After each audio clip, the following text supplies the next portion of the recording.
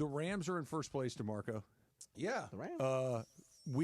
What do we got? We're through 15 weeks. We got 3 weeks left. 3 weeks left. They were 1-4. Like, we all see those numbers, right? Any team that starts 0-2 has this amount of chance to make the playoff. 0-3 and 1-4, Yeah. and 1-4 was kind of the okay. It doesn't happen. You were in the single digits. Oh, the low Percentage-wise. single digits, Yeah. and then they beat I remember them beating the Raiders. Like, yeah, they barely beat the Raiders, who stink. Oh, that's right. And, Okay. and here you go. Forward a few weeks, Seattle last night gets beat up by Green Bay. Geno Smith gets hurt as well, which I think is not only did they lose the game to fall into a first-place tie, Rams have the tiebreaker, but yeah, they may have lost any chance they had of trying to get right. They got to play Minnesota coming up. That the Rams not only are in first place, but they feel like not only are they favorites, but prohibitive favorites from this point based on schedule and based on what those other two teams are doing. You know, they were always a good football team that was just they were just beat up, especially along the most important area, the offensive line. Yeah. And I can't get over this conversation we had with Sean McVay about the stuff that you set out to do in March, April, May, June, going into July. Everything that you thought you were going to be on offense changed because of injury. And it changed before injury when you flopped center and guard, Avila and Jonah Jackson. So everything you were planning for switched up. So there's no foundation to set your offense on. So it's no shock to me that you had power outages on the offensive side and you started at 1-4. But once you started to get a little more solid on the O-line, once you started to gel some, and you got some talent back. Yep. Namely your two wide receivers. Your two wide receivers. Yeah. You allowed that offense to start gaining ground and building. And what you saw versus Buffalo was finally an offense and a play caller that was ahead of the other guy on the field. This is a bad analogy, and I don't. You finally are sitting at the poker table and you got dealt a hand you could play. Yeah. That's what it was. Before you were getting, pair of threes. What do you want me to do with this? You're trying to figure out what we can do. Now I have a hand that I can play. I want to go back to, because it really, when you just said it, it kind of landed in a meaningful way to me. The Rams had a plan, and that plan included moving Steve Avila from left guard to center. That plan included giving Jonah Jackson some money in free agency and bringing him in to be your left guard. Yes. Okay?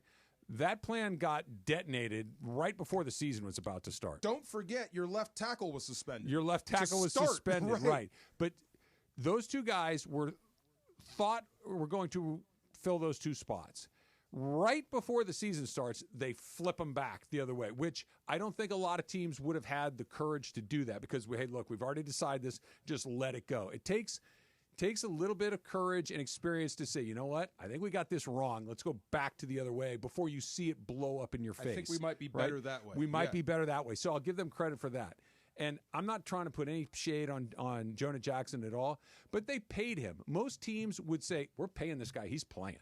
And they would go down with the ship saying, we paying him all this money. We're not going to put him on the bench and just go with a 7th-round rookie. They found Limmer by happenstance because they had to play him because there was nobody else there. The plan was to have him as a backup center. And they realized, you know what? Our best offensive line includes him. Yes. The guy we gave the money to, unfortunately, he's the odd man out. Yeah. And most teams don't operate like that. You got 4 or 5 weeks with Bo Limmer as your center, maybe even more. So he's one of the best O-linemen you have, and he's reliable. You have to stay with that. Yeah. Am I wrong? No, absolutely. I mean, most teams would go back to the guy making the money. We paid him a bunch of money to be a guard, and he's healthy now. Insert him back in the lineup, except for a team that's trying to find their way. And we finally got something going. The last thing you want to do is upset the apple cart again. And a team trying to find its way, I get, but... And you found something. We've got something to build on now. I think Sean McVay, Les Snead, the whole management team, they have the cachet, the credibility, the experience, the winning, to say, no, we're going to do it like this. And they can do it. I wouldn't say it's egoless. Every team, every person. It's as close to egoless as you can get, I think. The main thing is the main thing. Everybody wants to win. So if look, we signed this guy, he's not playing, we'll deal with that when we can. Right now it's about the Lombardi. So if he's going to have to sit out, he's going to have to sit out. Our best O-line is on the field right now. Yeah. Their best team is on the field right now. No, for sure. But stay ready because we may have to go back to you. I still don't know if they're good, mediocre, or something else because they're 8-6, which is fine. It's leading the division. I've seen them play bad football. Okay. I've seen them play good football. It's rare to be. It's Christmas next week. It's Christmas next week, and I still don't know, like, Based what on is I've seen, this team? They are very solid. Kyron Williams, like I said, there's a handful. Really there's important. 10 guys that have over 1,000 yards rushing. He's one of them. He's got 12 rushing touchdowns. You're pretty good rushing the football. Yep. I think Puka Nacua and Cooper Kupp are one of the best duos in the league, even though Cooper had a disappearing act on Thursday night. And I think that's a one-time anomaly. You'll never see that again. Okay. So those two guys are pretty dang good. I think there might be a little bit of a hole at tight end, but you've overcome that. And those guys have made plays down the stretch. Higbee coming back anytime soon? Look, he told me way back he was going to come back around Halloween. And then it was the next week. Then it was the next week. So I'm not sure. That injury is more severe than we think. But I know they can't wait for him to be out there. Sure. Neither can I. Defensively speaking, I think you have one of the better young fronts in the game, and everyone else around them is getting better. So I would put them in the pretty good category right now. I really would. I know the NFC West is down, and we didn't even mention Matthew Stafford.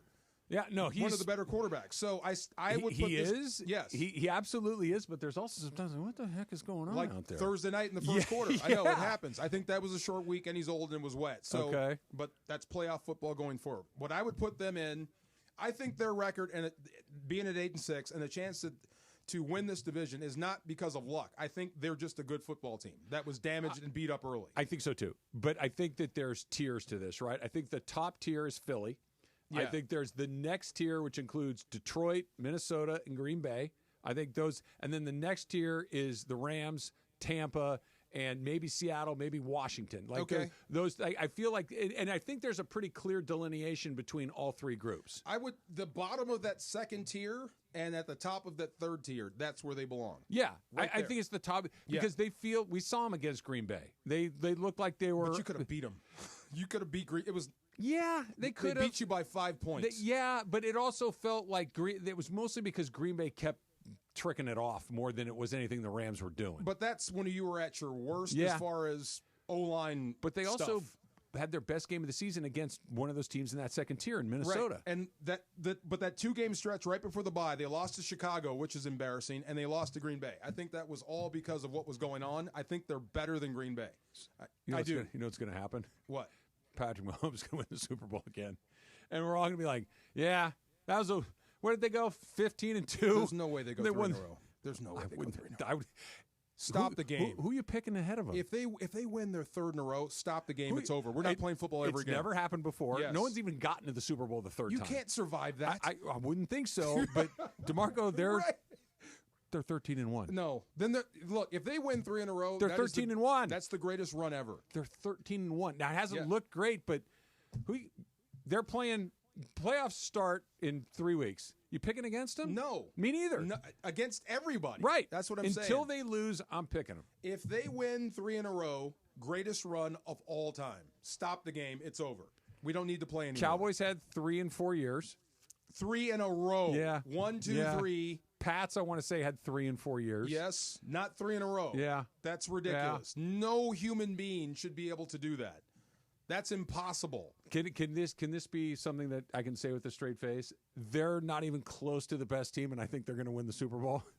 Yeah, you can say that with a straight face. Yeah. Yes. Does that make totals? Yes. I think Detroit's better than they are. I think Buffalo's better than they are. I think